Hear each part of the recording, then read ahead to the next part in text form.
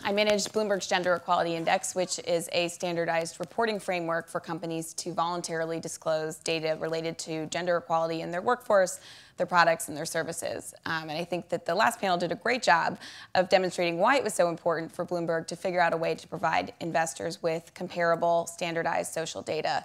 The demand is clearly there and only rising with women and millennials.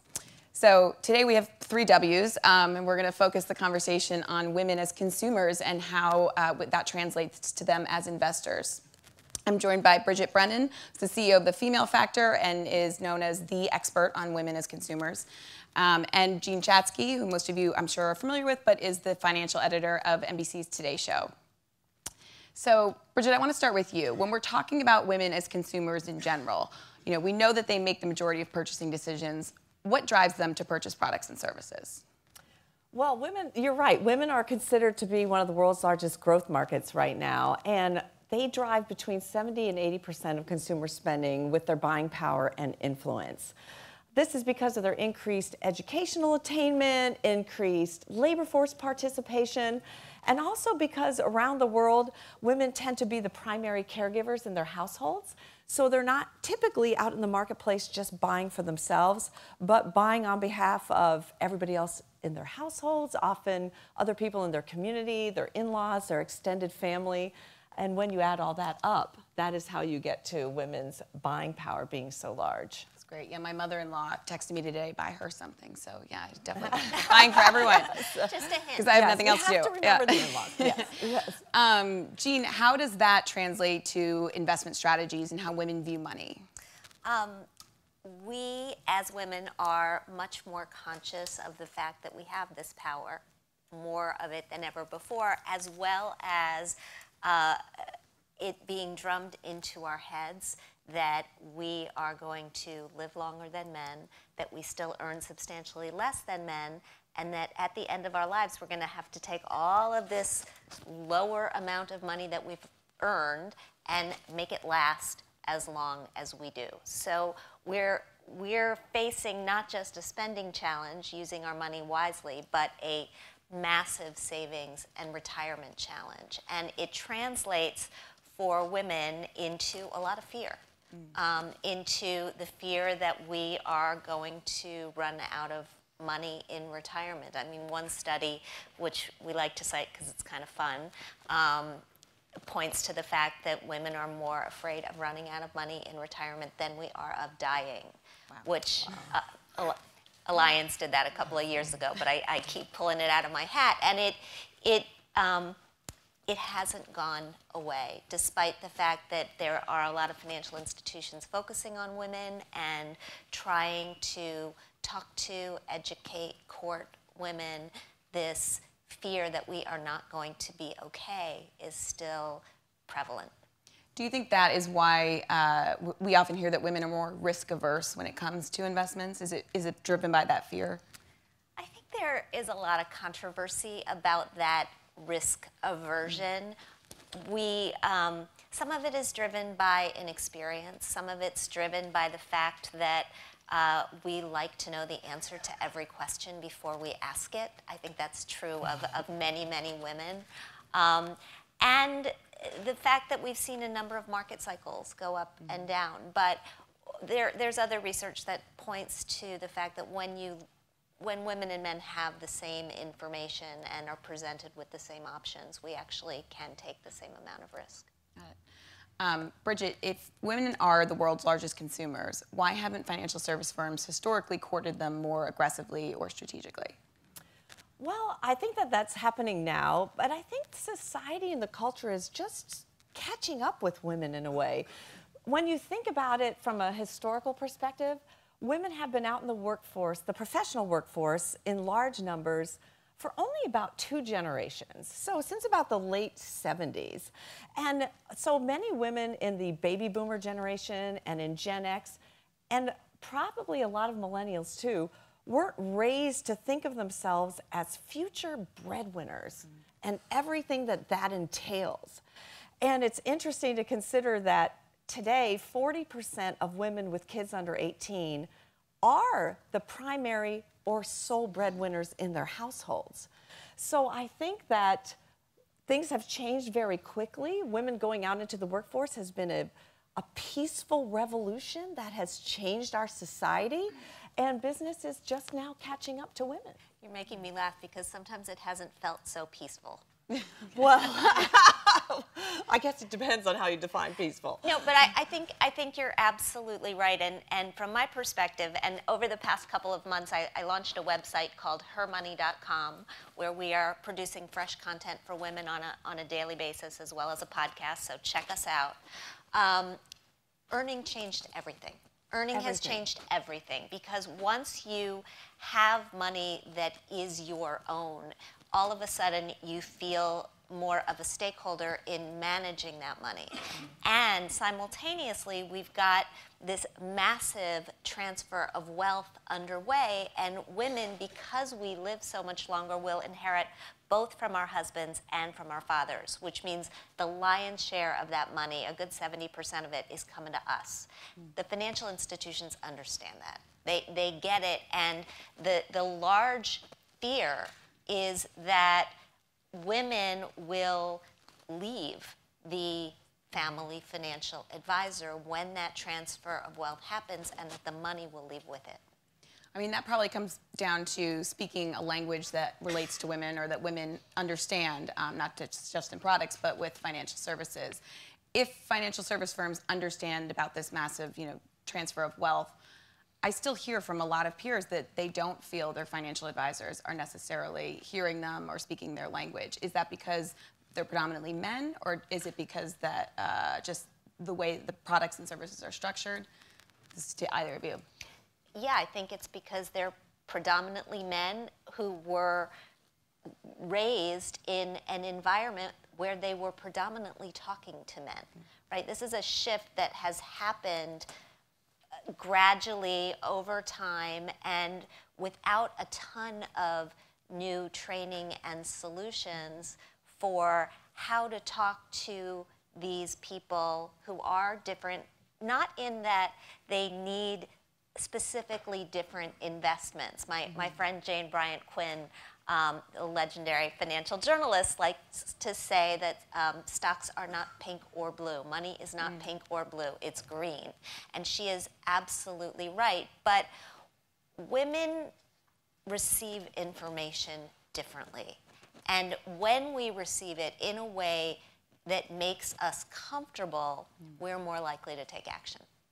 And Bridget, I've heard before that women are more likely to prefer, say, a woman doctor because they feel that they meet their needs better and understand them better. Do you think that it's important for women to have a woman financial advisor? Based on my research, when I've talked to women about would you prefer a male or female that gender, do you have a preference when it comes to a service business? Usually the answer is no. People are just looking for someone they can connect with. And as Jean was saying, many people were brought up with the idea, our generation, that men are typically the breadwinners. So I think this development of interpersonal skills has never been more important. Women want to feel like they're being taken seriously. And especially in the age that we live in now, where it's possible to get so many services through an automated fashion, bypassing a human being altogether. I think there's never been a greater need to develop a positive experience for female clients and to develop those interpersonal skills. Yeah, I mean, one of the things that, Jean, you and I talked about previously was around the rise of things like Betterment and online wealth managers, and that where you don't have that face-to-face interaction, and that millennials often prefer that. What happens when you look at the woman millennial? So women like the emotional connection, millennials don't need it. Well, I think this is in part why you're seeing Betterment add the people back into the equation, right? We're seeing that it doesn't always work to not have somebody to talk to. When you have a question, you want your question answered, and you want your question answered. You don't want the FAQ version of your question answered because the specifics may not be exactly right. I mean, we get so many thousands of questions on the podcast, and people lay out, women, sometimes men too, by the way, but women lay out all of these specific details that are so personal to them. Money's personal. You know, it is, life is personal. We can't be cookie cuttered into an equation that's gonna one size fits all us. That's not grammatical, but you know what I mean. No, so it's important to be fluid and flexible. That makes sense. Bridget, one of the things we were talking about in the green room was that women are often raised to be modest. And how does this culture of modesty affect women as investors? Well, I think the culture of modesty, which is still pervasive in female culture, includes money. Like when I was growing up, I was the oldest of 5 daughters, raised in a traditional military family on military bases, and the topic of money was absolutely verboten. We were taught that that was a very impolite topic of conversation. And what's interesting when you think about serving women as customers, women tend to drive word-of-mouth publicity for the brands and businesses that serve them well. They often feel like it's nothing less than their duty to pass on a great resource to their friends. And when there's a lot of silence around money, that can inhibit that type of word-of-mouth publicity about having an advisor that has met their needs in some way, because women may be sensitive about exposing financial information. I mean, what's interesting in that you mentioned being raised in a culture of modesty. I grew up in New England, where we also don't talk about money, but that's men and women. So why is it that I find my husband will come home from the golf course and, you know, with 3 private investments that we just have to invest in, I'm pretty sure 2 of them are Ponzi schemes, but they talk about it all the time. And I come home from a girls' weekend and just don't have that same experience. We never talk about it. We share shopping tips, though. Right? I mean, if I get something on a fabulous sale, I'm going to tell 8 of my friends, and they're going to end up with the same thing. It's true, and then I'm going to be annoyed at myself that I I shared that. Because who wants to show up wearing the same thing? Once we start talking about our investments, once we start talking about the more personal aspects of money, and I think the reason that your husband shares these investment tips is that they're not personal.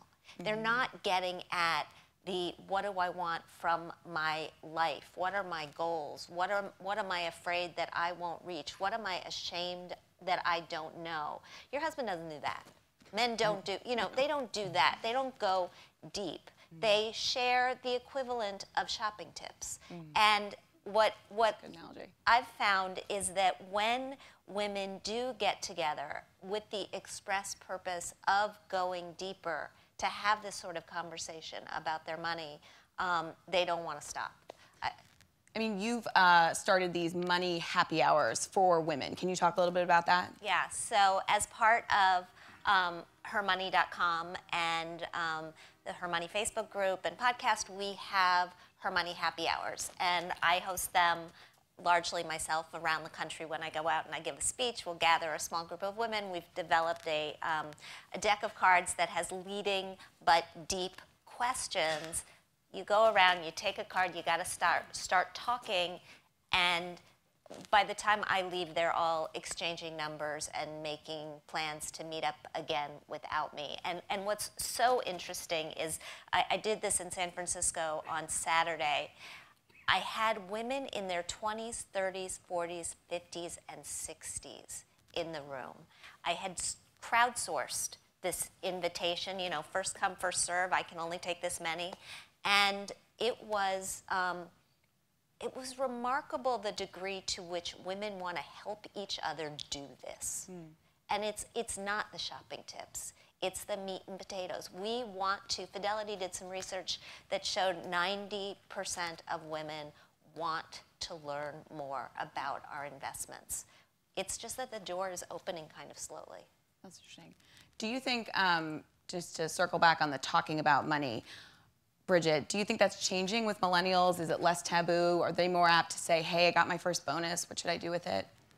Well, I think it is slowly changing. I mean, I attended a conference, a women's conference, a couple weeks ago, and I was hearing speakers say things like, you know, tell people what your salary is. Don't hide it. Tell people what your age is. Be open, more transparent. So I think the younger generation is getting those messages in a way Gen X and boomers didn't get those messages. How long it takes for it to change will be interesting to watch, because it's still not, it's still for women doesn't feel as acceptable for them to say out loud, big financial goals that they have for themselves. Women still tend to be reticent about talking about money ambitions in a public way. Do you think when we're talking about reaching women and speaking their language, this conference is about responsible investing, how much of it is just driving that awareness? To your point, the door is opening slowly. And how much of it is that we're not pairing that awareness with products and services that have returns, that go beyond returns, and will connect with women? I think it's a combination. In terms of the messaging, I think it's really important to meet women where they are. And as Bridget will tell you, right, like we are everywhere, but we choose to receive messages in very different ways. And some of us want to receive them mobily. Some of us want to receive them in a newsletter. Some of us want them on television. You know, it has to be a little bit more pervasive so that we capture that entire audience. And then I think once there's a greater understanding that you can, in fact, do good with your money at the same time that you're doing well, with no compromise on returns, that you can craft this world that you want, whether you're investing or you're giving your money away. I just think that interest will swell. Yeah, I mean, I think that personally, responsible investing often is viewed as something you do when you have all this extra money, and not that you can be invested in a 401k responsibly, for example, something you're already doing. Bridget, what are you seeing that financial advisors or financial services are doing wrong, or any products? Like, what is the worst mistake you can make when trying to reach women as consumers? Well, I think some of the mistakes that you tend to see are using cliched images or cliched language when reaching out to women. Like, picture an image of a red stiletto or 2 clinking wine glasses. Or pink, the pervasive use of pink when it's not connected to a breast cancer cause. You know, it can come across as a cliche with women, and women pick up on that. But I think what the interesting opportunity is, and in a service business, and in all service businesses, and in fact, this is the subject of my book that's coming out in March, is that the more time we're spending behind screens and watching screens, the more we're craving experiences. We're craving both. And we're seeing how, for instance, the music industry has changed so much. People love going to events like Burning Man and Bonnaroo to have experiences. And I think one of the opportunities in this industry is to enhance the experience, to make it more emotionally engaging. I mean, if I walk into a retail financial institution, it really doesn't look that different than it looked 20 years ago.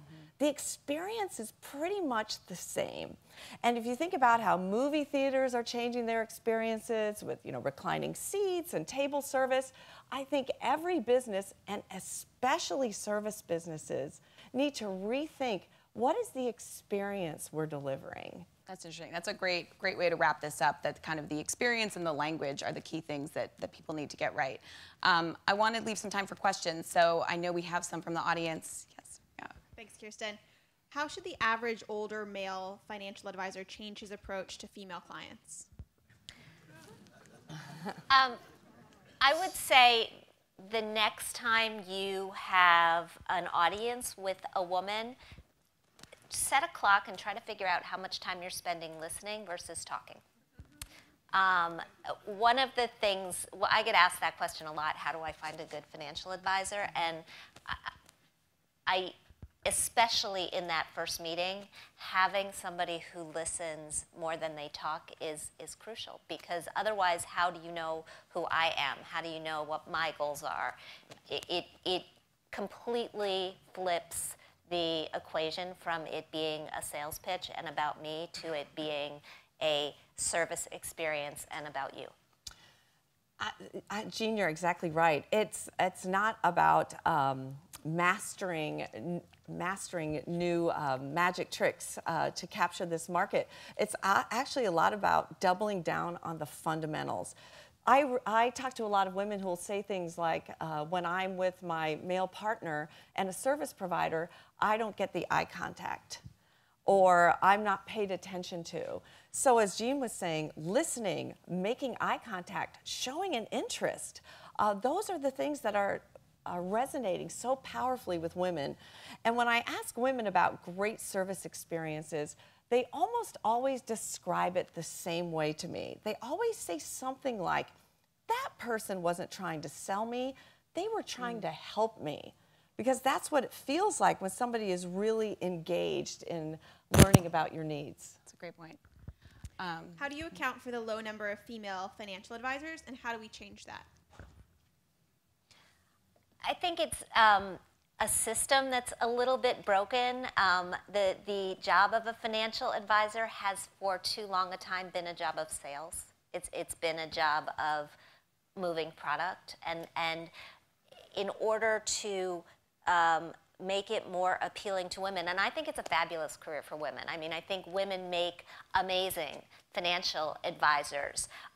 We need more emphasis on relationships and less emphasis on product. I think we have time for one more.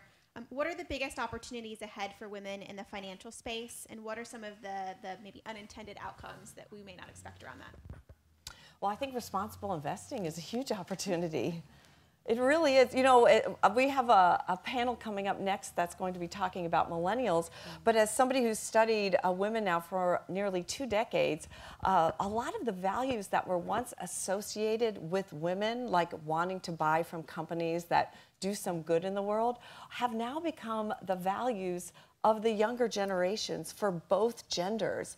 Women tend to be leading indicators for how the market is shifting. So it's very exciting to see this week happening here and this event today happening. Totally agree. Great. Well, we'll end it there. I think we're right on time, unless anyone has anything else to add. But I think this was a great discussion, and I'm looking forward to the discussion on millennials. Great.